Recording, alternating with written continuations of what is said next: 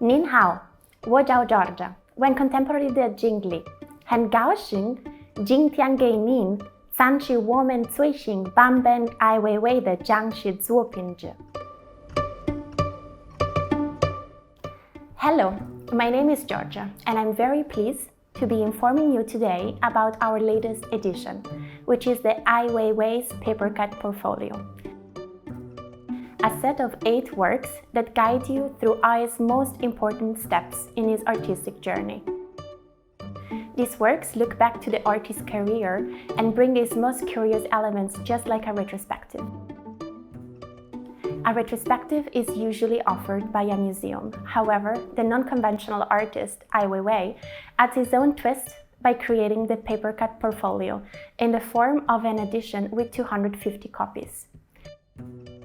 The portfolio consists of 8 works, each papercut guiding you through Ai's most predominant works dating from the early 80s.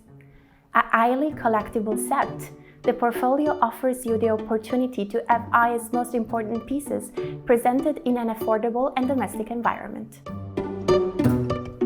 The Papercut portfolio is the ultimate retrospective piece that you can possess as a body of art. It encompasses the most important works which define Ai as the artist who marked socially and politically today's zeitgeist. Born in 1957, Ai Weiwei is a child of the Cultural Revolution who experienced the negative outcomes of the Chinese regime, as well as the harsh territories of northern China, together with his parents in exile. With the death of Chairman Mao in 1976, it provided him the opportunity to start his studies in art, where he enrolled in the Beijing Film Academy. A multidisciplinary artist known for his work which addresses the Chinese authority and culture. For the Papercut portfolio, I selected to execute the edition using Zhanzi, or the art of paper cutting, a traditional Chinese storytelling method that traces back to the Han Dynasty almost 2,000 years ago, reaching its peak development during the Ming and Qing Dynasty. The papercut is a popular traditional method of decoration, and it is usually used during festivities. In China, they are referred to as 窗花, which translates to window flowers or flowers papercut. Rooted as an ancient Chinese tradition, papercuts are occurring mostly with a change in seasons. Especially when spring comes, people glue their papercuts to the exterior of windows so that the light from the inside would shine through the negative space of the cutout, symbolizing new wealth and prosperity. A very popular color for the papercuts is red, as it is associated with festivities and happiness in the Chinese culture. Ai Weiwei's meticulously knife-cut papercuts measure 60 by 60 centimeters, are created using a bright red paper. Once you open the cloth-bound clamshell portfolio, you are introduced to the works through explanatory notes by Qin Yap, a longtime collaborator of Ai Weiwei. And so, your journey through the Ai's retrospective begins.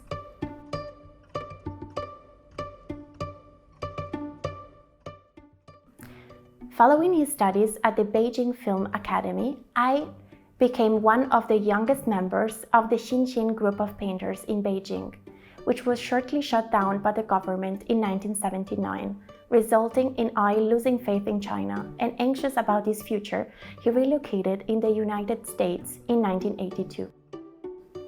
As New York was the capital of contemporary art, I felt sure with his decision relocating there in order for his creative impulses to freely flourish. During his time in New York, the city was able to offer him a lot. He got exposed to artists such as Marcel Duchamp, Joseph Beuys, and Andy Warhol. Was manipulation of mass-produced images resulting in transforming Ai's artistic language and artistic practice from painting to installation art and surreal sculpture, which was composed by found object, varied Duchampian. As a radical artist, his apartment on the Lower East Side became a well-known meeting place, and with 10 moves in 10 years, very few works from these early American days have survived. Looking at the New York Papercut, one can see many Dadaist works, such as Violin from 1985, which is a connotation relating to surrealism, relating all time under the present conditions. The neck of the delicate crafted instrument is replaced with the handle of a snow shower. The assemblage renegotiates on its function and identity. The work is an homage to Duchamp's 1915 piece Shovel in advance of a broken arm. Here, the three clothes hangers as a star from 1983, a reconstruction of Duchamp's profile using a simple metal hanger. Chateau Lafite from 1986, combining a bottle of French fine wine with two Chinese slippers. One Man Shoe, 1987, made up of two shoes that made one. And of course, as the AIDS health crisis became known, I responded with Safe Sex from 1988, an army raincoat with a condom in the crotch, which was exhibited at the Brooklyn Museum in New York, as well as the Mori Art Museum in Tokyo. At that time, people had more fear than knowledge about it, remembers Ai Weiwei. In March 1988, under the title Old Shoes, Safe Sex, Ai had his first solo show at Ethan Cohen's gallery in Soho. During his stay in New York, Ai Weiwei took almost 10,000 photographs, mostly in black and white, that captures the city energy, hopes and fears.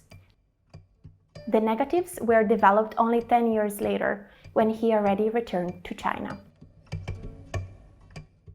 Following the student demonstrations in the Tiananmen massacre of 1989, Ai Weiwei faced a huge ethical problem. Should he stay in New York or return to China?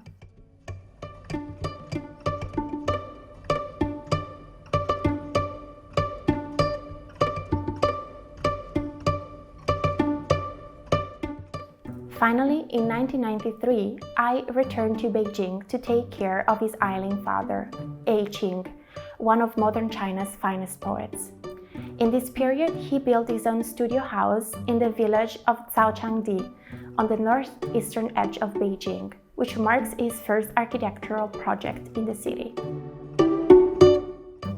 Studying the cats and dogs Papercut, we find in the epicenters Ai's provocative series Study of Perspective, starting in 1995-2003, in which he presents himself giving the middle finger from a perspective view, hence titled Study of Perspective, in different geographical locations that symbolize power, such as the Tiananmen Square in Beijing, portrayed here in the Papercut.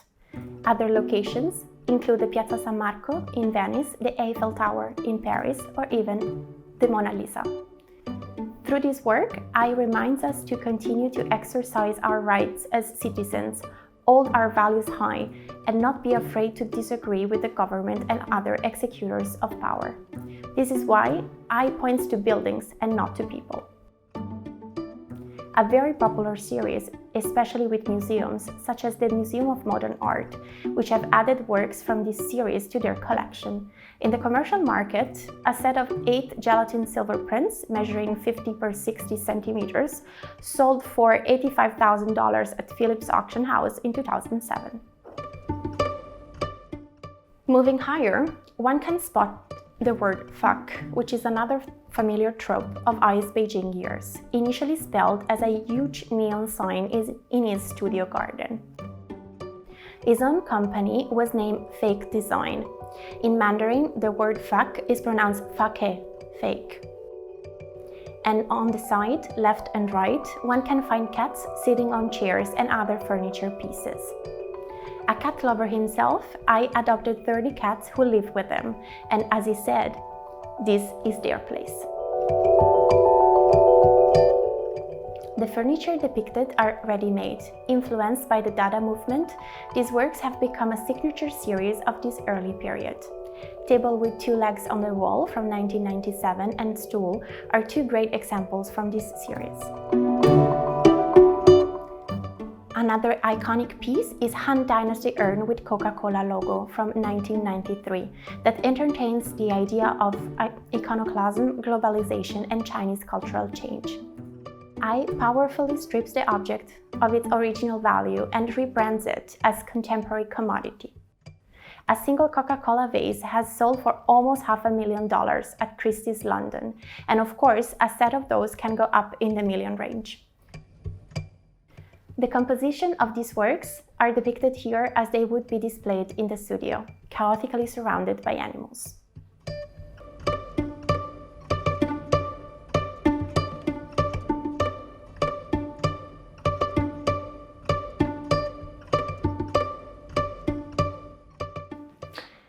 Looking at Map of China, one sees in the middle right Ai's referral to his work Map of China from 2006.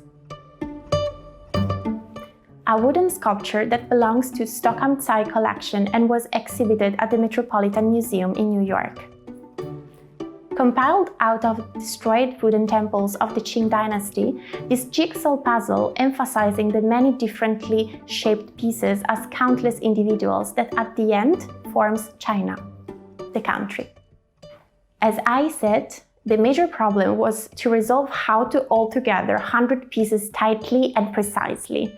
That map is just the shape of it. A unique sculpture, smaller than 1.3 square meters, sold above $2.5 million at Christie's in New York. Opposite, you see a depiction of Fountain of Light from 2007, a steel and crystal sculpture consisting of 32,400 glass crystals commissioned by Tate Liverpool. The sculpture was created by Ai as a response to Vladimir Tatlin's Monument to the Third International, which shows the headquarters of Comintern that aimed to bring the world communism, commissioning artists to produce art towards the service of communism.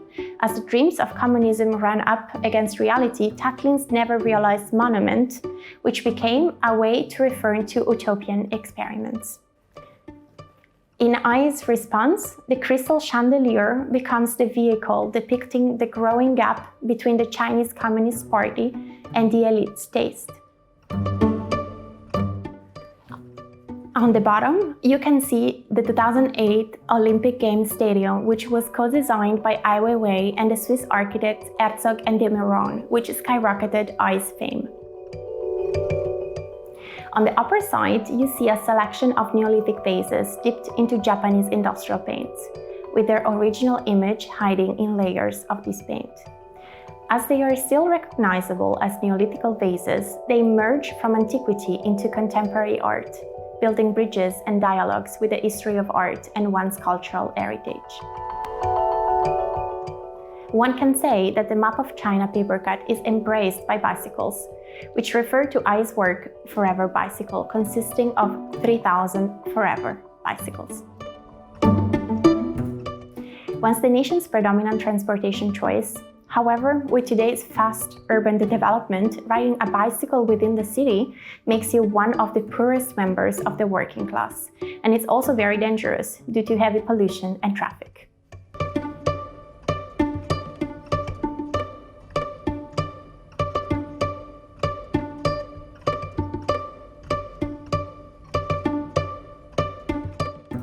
On the very top of the furniture papercut is Fragments from 2005, an installation made out of wood originating from Qing dynasty temples. This relates back to his work Map of China. As from above, bird's view point, the temples create the borders and shape of China, commenting yet again on its fragile foreign relations. Just below it, you will find grapes, a sculpture made out of a few dozen stools from the Qing dynasty. Some sculptures from this series have 17, other 26 or 32 stools. It tells of the past, as every home in China has crafted those wooden stools and handed down for generations. This installation speaks of exportation of cultural values and historical knowledge of the past, and how this is challenging now in a globalized environment. A sculpture such as Grapes sold at auction for more than $600,000 at Sotheby's in London. On the right-hand side, you see Divina Proporzione, which was made up of 9 different sized bowls, each made of a different material. I was inspired from seeing his cat played with a plastic bowl in his workshop, transforming an everyday object, a toy for his cat, into an artwork of Chinese craftsmanship. I manipulated Huali wood to create this form. Do note that no nails or screws were used to create this piece. Through the manipulation of the wooden medium, once again, I raises questions on the subject of social advances through history and our traditions in a contemporary and global context. The title of the series refers to the mathematical treatise of Luca Pacioli from 1497, which was illustrated by Leonardo da Vinci. The record of the original sculpture within this series is $300,000, which was achieved at Auction House of Sotheby's in Hong Kong. On the lower side, we find Through 2007 and 2008, which is a monumental artwork which unites old wooden tables, beams, and pillars from dismantled Qing dynasty temples. These works are piercing through each other, and in Ai's words, it's like a fine designed disaster or ruin. All of these works in the furniture Papercut have in common the use of old and historic wood, which was used for another purpose. Ai destroys their original function, but at the same time confers them a new identity, applying classical technical proficiency within contemporary and globalized contexts.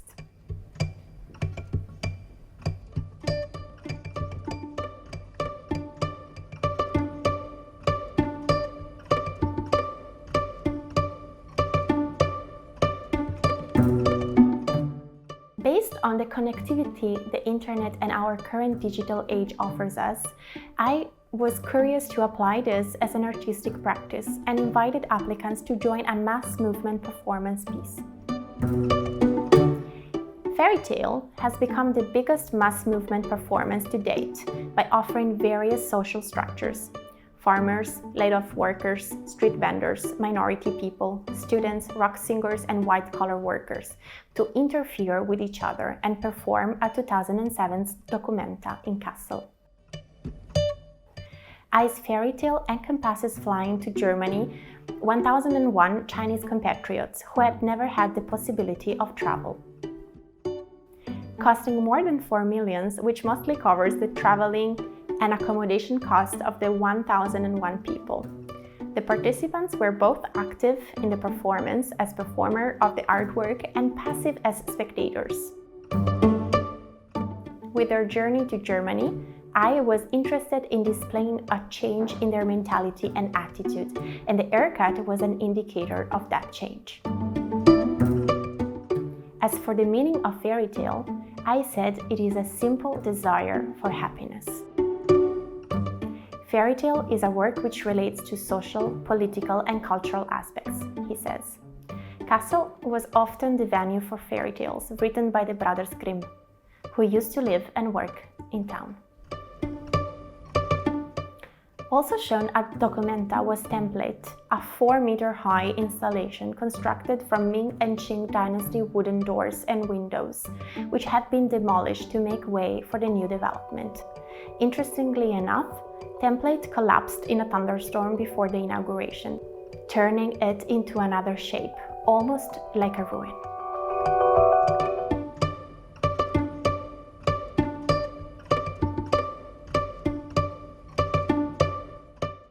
As an artist who responds to social and political events, Ai was faced once again with challenges in his own country. On May 12, 2008, a 7.9 earthquake struck China's Sichuan province. Almost 70,000 were killed by it, and unfortunately, many were school children. With this Papercut, one sees individuals trying to raise awareness of their missing loved ones, as a mother is holding a picture of her missing child. The Chinese government did not collaborate on this. On the contrary, withheld information on the identities of the victims.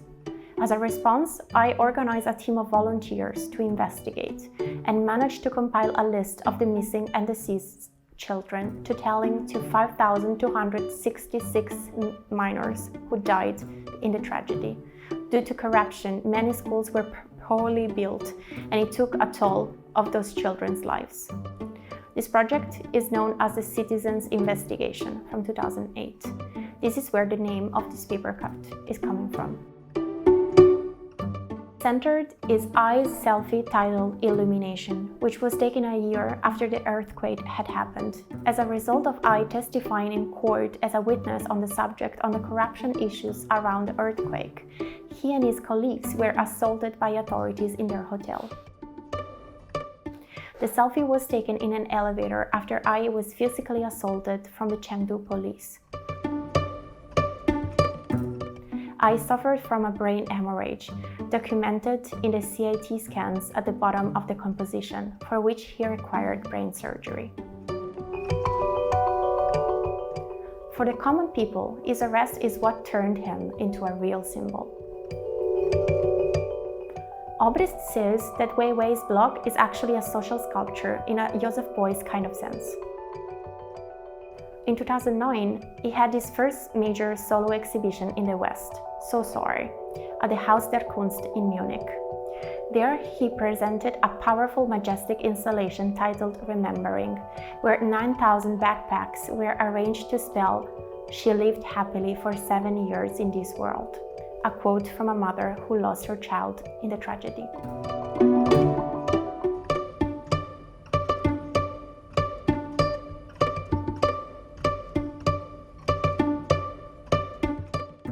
Looking at River Crab's Papercut, one is exposed to I's privacy disruption by the Chinese government and state of surveillance that he was placed in.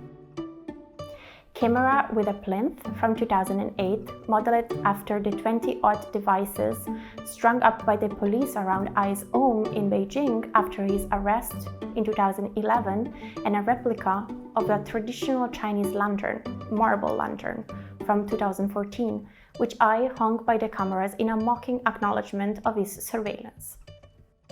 After the authorities informed I that the studio would have to be demolished, he sent an open invitation for a week-long crab party, which in Mandarin is 𝑗ie_, a homonym for harmonization in his studio. The party attracted 3,000 visitors, turning it into civil disobedience. Based on this event, I created 𝑗ie_, which means crabs in Mandarin, an installation consisting of 3,000 real-like river crabs made out of porcelain. The crab's installation is an auto-portrait for I, stripped from his freedom of speech. He felt out of space, like the crabs out of water. Estimated at 400,000 to 600,000 British pounds, the crab series of 2,300 parts sold at Philips in London in 2018 for over 600,000 British pounds, fetching the higher estimate. The studio was razed to the ground in the middle of the night on February 3rd, 2011. The composition is framed by the porcelain sunflower seed, which most famously covered the floor at the Tate Turbine Hall in London in 2010, where 100 million hand-painted porcelain sunflower seeds spread on the ground required the work of 1,600 artisans.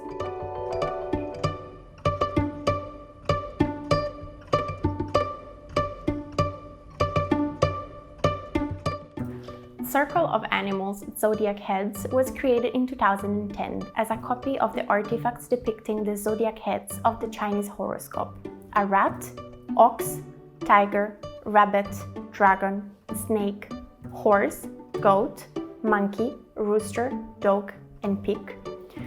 Designed by the Italian Jesuit Giuseppe Castiglione for the court of the Emperor Qianlong, 1711-1799, the zodiac water clock fountain was where the 12 animals of the Chinese zodiac were placed and then looted by the British and French troops, leaving behind ruin.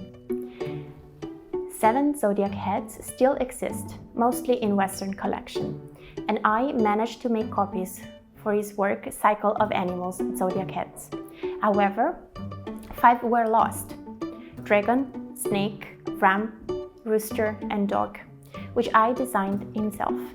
Through this act, he raised new questions about authenticity and cultural appropriation. Are they truly lost or at the auction house? I asks of the originals. The missing zodiac heads may just show up next season, and so we will see. The rat artifact was in the Yves Saint Laurent collection until his death. It was later auctioned at Christie's for $18 million and purchased by François Pinault, who donated it to the National Museum of China in 2013. In May 2015, Sean Parker paid $4.4 million at Phillips for Ai Weiwei's The Small Gold version of the 12 sculpture set work by Ai Weiwei. In June 2015, a large bronze version sold at auction for $5.4 million.